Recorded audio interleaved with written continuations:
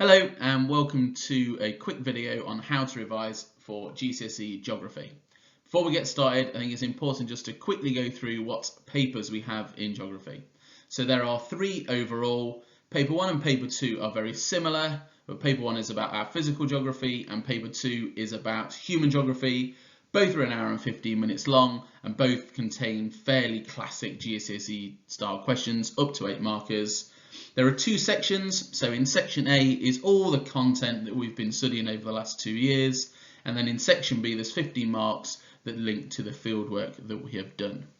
Paper 3 is a little bit different, but there's no new content for this, but this is a paper where there's a large resource booklet given, and it's all about the skill of how students can get information from those figures and those maps and answer questions on them.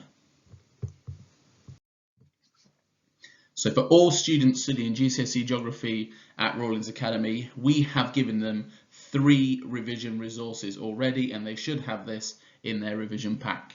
So the first one is they have a bespoke revision guide that is written by the Geography department. This is key, as students know every single thing in that revision guide is relevant to their exams, and that all the case studies are the correct case studies that they need to be studying. So this is a stripped down version of all the basic information all in one place, so students don't need to worry about textbooks from anywhere else. We have also given students topic knowledge organisers for each of the different topics. Again, this is the key information for each topic, but just in a different format. And then finally, we've given students revision mats. So these are blank worksheets for students to fill in keywords, definitions, and those kind of things for a quick, snappy revision resource. So in geography, like many other subjects, variety is important in making sure the revision is effective. So when we talk about variety, it's important that students contain each one of the 3 skills that are on the screen at the moment. So their work needs to make sure they include some content work, and so that is reading through notes or using textbooks, creating mind maps and flashcards and those kind of things. Content is all about reminding you about what we have studied over the last 2 years. Then they need to make sure they do some skill work, and this is all about the skill of how you answer questions in the exam. So the best is writing exam questions in time conditions. They can read model answers, plan answers, and those kind of things. Once you've done that, it's also really key that students get some feedback. So this might be them using mark schemes to mark their own work. It might be checking it with their peers or handing work into their teachers. Key thing from this is that you need to contain all 3 areas to make sure revision is effective and focused on improving work. It's also really important to make revision active. So what I thought I'd do is show some techniques that are really useful and commonly used in geography, and just show how you can make them a little bit more active, again, to make revision more efficient. So the first one that gets used a lot is flashcards, and this is where you put all key information onto small cards with a question on the other side. Very classic technique, but sometimes this can be quite limited, take a long time, and actually be difficult to get all the information. So once you have made those flashcards, one way that this can be made better is using the letterbox technique. And this is where you have 4 boxes and you put your flashcards inside of them, and the information is down at the bottom. And this way, every time you review it, you're either moving a card up or down, and this will show you areas of where you need to focus in, because they're the ones that are staying in the hardest material into box 1, and you'll see the areas that you're finding a little bit easier because they'll slowly make their way to box 4. Key with this though is, while you do spend more time on box 4, you still review every single flashcard in all of the boxes to make sure you don't forget any information. There's loads of stuff on the letterbox, so if you have a look at YouTube and so on, there'll be loads of explanation videos. The next technique that is a classic idea is doing past exam questions. This is a key technique that everyone needs to be doing at this stage in all subjects. But one tricky issue with this is sometimes students, when they pick questions, they will pick questions that are familiar to them. They'll pick questions that relate to content that they're quite happy with, and therefore it limits the effectiveness of the revision. So what's actually better is to make sure you do timed past questions and you deliberately seek out questions that you think are difficult or strange and on content that you're not as confident with. Key thing in this is that the questions have to be done in timed conditions, otherwise they don't count as skill revision techniques.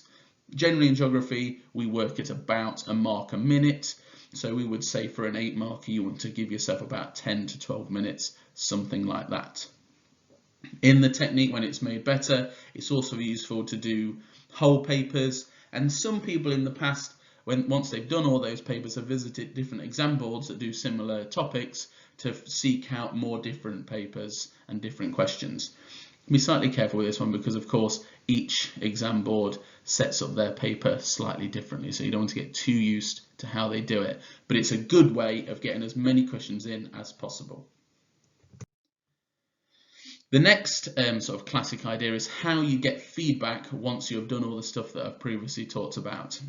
And the classic idea is that only teachers can give feedback.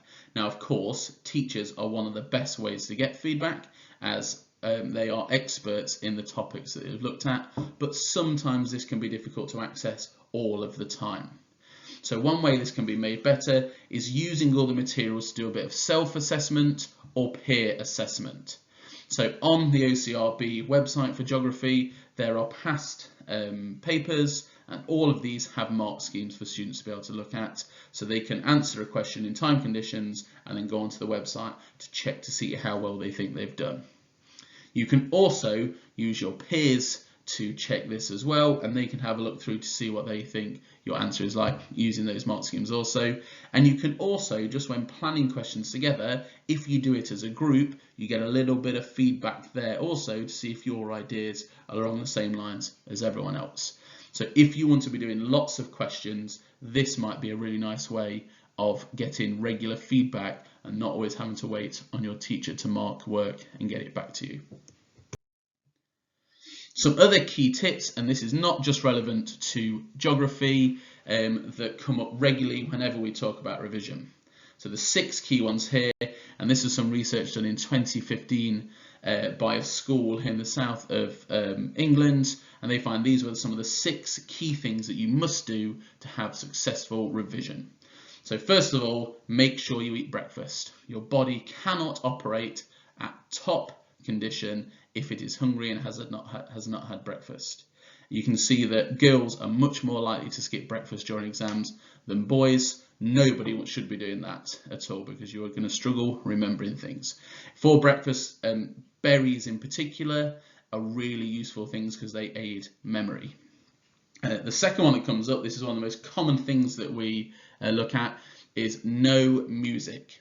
Listening to music has had an impact of reducing recall by 25%, and that is because the brain is slightly focused on the music. Now this is compared to working in silence or a very quiet area. So if you don't have an opportunity of working in a really quiet area, then music might have a place, but if you can, it's best to have no music playing whatsoever. And having your phone on you has a similar impact. So even just your phone being in your pocket or being in the same room as you can drop your brain function by 25%, as your brain starts thinking about what are you missing out on when your phone's there. So it's good to ditch your phone, put it in a different room, give it to someone else until you're finished working. Also, highlighters have very limited impact. Our brains work by connecting information and seeing how it links with other bits of information. This is really true in geography, whereas highlighters do the opposite. They break information up and get them in small little sections. So some students absolutely love highlighters because it feels familiar and it looks like they're doing lots of work, but actually have limited impact. The final 2 is all about teaching someone else and starting really early. When you teach someone else, you've got to know it really well. You've got to break down the information. This can help you remember it. And the earlier you start, the more likely you are going to remember things as you go through the cycle of forgetting things and then recalling it. This then puts work and content into your long-term memory. Hopefully we've been advising that most students have started revising at Christmas, and hopefully students have been pushing with that. Key thing for geography is that we have given lots of resources out, and if students don't have that, please make sure they speak to their teachers. Happy revising!